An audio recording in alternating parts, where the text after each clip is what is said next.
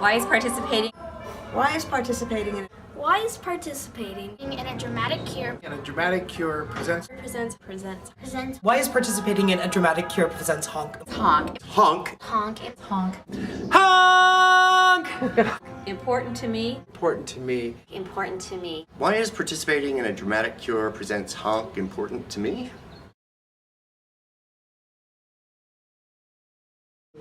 I love this cast. They're wonderful. It's fun to do a show together, but the ultimate reason is to try to find a cure for cancer. So thank you for coming to our show. I want to find a way to cure cancer because it's a really horrible thing, and I want to be a part of finding the cure to it. I love doing theater, and it's just great that I can combine that with a good cause. And if I can find a cure or help find a cure, that is my prominent goal. It makes me happy to have people not dying of cancer and more people dying of a disease, and I want it to stop, so I decided to do this play. And it's so important that we fund research and that we keep looking for not only cures but for any method that we can use to keep ourselves healthy and keep the cancer cells away. By being a part of this show, I'm being a part of something that's going to raise money to get rid of this disease that has taken so much from so many. And I'm very proud to be a part of that.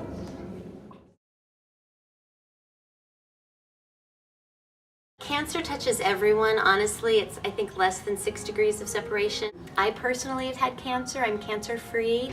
My friend's grandmother died of cancer, and it was a true heartache, and I don't want that to happen to many more people. I have a friend who survived leukemia. I have 2 friends right now that are seriously ill with cancer. My grandfather passed away of cancer. My dance teacher. Cousins. My grandma Kathy. A brother. One of my good friends growing up, her mother just died of breast cancer. My uncle. My baby sister died. She was 5. My father and my aunt and all kinds of relatives. My best friend has a little cousin that was affected by leukemia. My grandmother had breast cancer. So my mother had breast cancer. My grandfather. My wife's brother had leukemia when he was little. My Aunt Diane. Beautiful loved ones and friends to cancer. I've even lost pets. I go to church where basically almost every week there's somebody asking for prayer requests about somebody who's affected by cancer or somebody who has to get tested for a possibility of cancer, so I know it's around and it's affecting people around me. I've had several family members throughout my life who have been battled with cancer, and all of them lost, unfortunately. My aunt, my godfather, had a very good family friend, my uncle, and the list goes on and on and on. My mom has 4 brothers, huge family, and unfortunately all 4 of them succumbed to cancer. My aunt. My dad. My grandfather. My brother.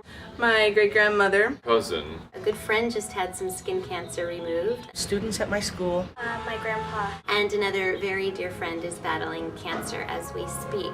My grandpa. My grandfather. Me. Moi.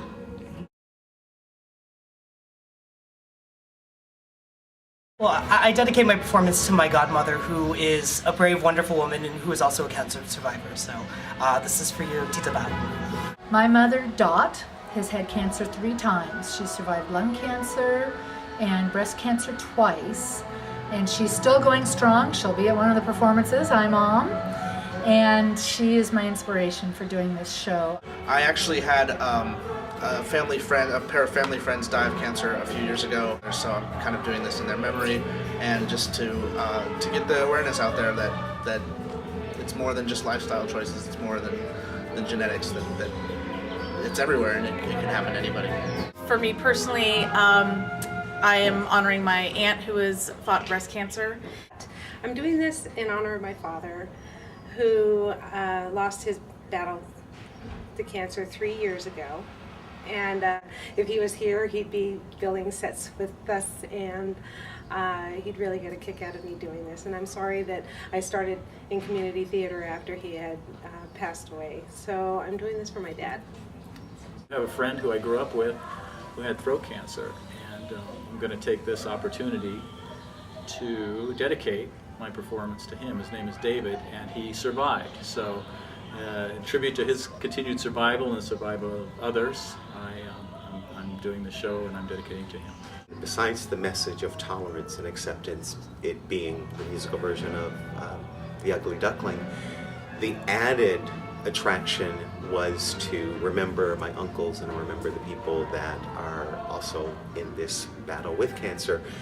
Part of me felt the sadness of losing my uncles, but I had to remember that the people that are still dealing with cancer are still here, and they are still fighting and they're still battling, and they are still, for lack of a better term, if we're going to call it a battle, they're winning too.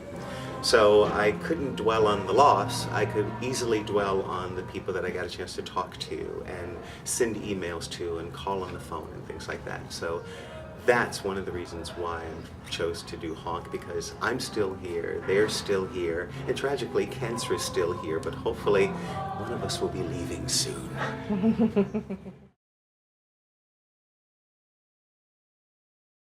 I started my first play in the 7th grade. I played Little Dagmar in I Remember Mama, the little girl with the cat. And my grandfather died of cancer the night that I was to go on. And of course I had to go on because that's what you do, even though my grandfather had just died. And from that point, I always thought, as an actor, there was nothing I could do about cancer until Chris Chibatoni brought this opportunity to me. You know, I'm a performer, I'm a creative, I'm not a doctor, I'm not an oncologist, I'm not a nurse, there's nothing that I can do. And then Chris brought this opportunity to me, and suddenly there was an opportunity for something that I could do that could make a difference, and that's why I'm here. He has a kidney disease, and when he was in the hospital, he was on the same floor with children who had cancer, and I decided that I wanted to cut 10 inches of my hair off and donate it to people with cancer, and it affected me in a huge way. About 8 years ago, my dad was diagnosed with bladder cancer, and it really messed with the family life at home, and it just seems that if there was an easier way to deal with it, it wouldn't have come with all the emotional stress, and if that's a possible thing, that'd be great to achieve. Yes, I actually had an aunt who had breast cancer, had a mastectomy, was cancer-free for 5 years, and then when the cancer returned, it was brain cancer. So I actually was here in California while my mother and my aunts had to deal with her impending death. The unfortunate thing is, cancer beat her. She suffered for, I would say, about 4 years, and she actually was able to go home her last week. And she actually died peacefully at home with her family and friends around her. Unfortunately, with me living in California, I wasn't able to be at the funeral or anything like that. But like I said, this is a way of me giving back to a cause that has touched me in some way. When I was 13 years old, my grandmother died of cancer. She took care of me every day after school. She did everything for me. She did everything for everybody in the family. On top of that, about 2 years ago, my father was diagnosed with esophageal cancer, and he no longer has an esophagus. To this day, he can't eat before going to bed because it's too close to his throat. He'll end up throwing up before he goes to sleep. And we had to go through months and months, nearly a year of him having to recover. I had a dear friend who I lost to cancer several years ago, and he was sort of a mentor to me in the theater field, he and his wife. And when he was gone, his widow and I, we took some time and thought of how best to honor his memory. And that's how we started the idea of working for the Relay for Life. And it's just kind of blossomed since I've moved to California.